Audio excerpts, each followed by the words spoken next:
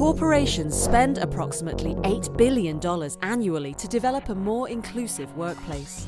Much of this investment is focused on creating more inclusive leaders, which will in turn create a truer meritocracy by broadening the talent acquisition pipeline and creating a structure of rewards based on merit.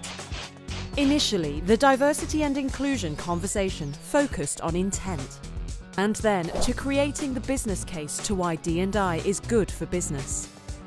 The belief is a truer meritocracy will enhance productivity and generate increased shareholder value. However, diversity hoped to be seen at the leadership levels has not met expected goals. Surprisingly, it has gone much slower than expected. Case in point, the much publicised percent of women attendees at the Davos World Economic Forum only went from 17% in 2011 to 21% in 2018, despite various initiatives to promote gender equality. So, if there is good intent and a strong business case for inclusion, why are we not realising diversity goals faster?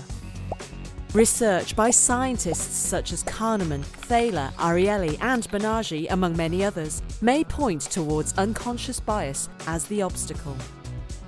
What is unconscious bias? First, it is natural and human. It is a functional part of the thousands of decisions you make every day, from your commute to work, to which candidate you select for an interview, or who you select to be on a high-profile project. It is an accumulation of all our experiences, mistakes and failures stored in the section of our brain called the amygdala. Every time we make a quick decision, we tap this area for help. Here is an example. Quickly, how many legs does this elephant have? Say the number out loud. Did you say 4?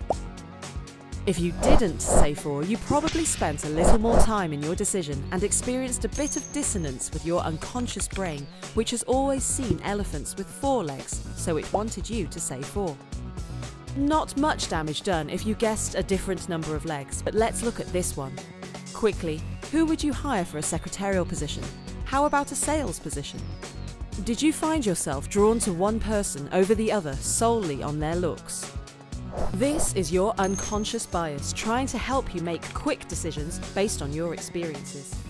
If you have always seen successful sales staff be men, then you will most likely be drawn to picking a male for this position. We call that a System 1 decision, quick and automatic. A System 2 decision will require more time and reflection reviewing their experience, achievements and necessary qualifications. Did you know that when orchestras engage a blind audition format, women have a 50% greater chance to be called for the next round?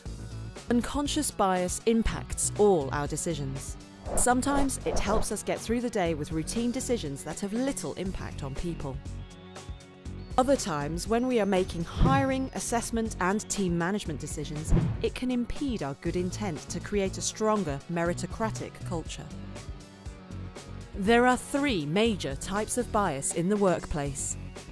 Affinity bias, the way we put on our rose-coloured glasses when we have a personal connection.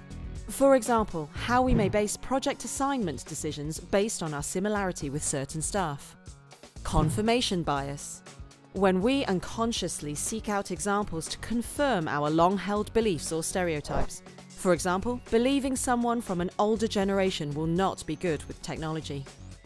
And systemic bias, our unintended actions which embed bias within policies, procedures and practices. For example, hiring only from one group of colleges. Studies have found companies reducing bias increase innovation, retention and productivity, allowing them to outperform those that do not. Other studies have shown when we do not manage our bias, our financial and people decisions are significantly impeded. We will never be bias-free, but we can learn to manage our biases by becoming more self-aware of our individual biases, learning how to engage our System 2 reflective thought process, and then tailoring our behaviour to create a more inclusive outcome. Take this approach and your inclusive intent will become more aligned with your impact. Managing unconscious bias is helping us reach our goals.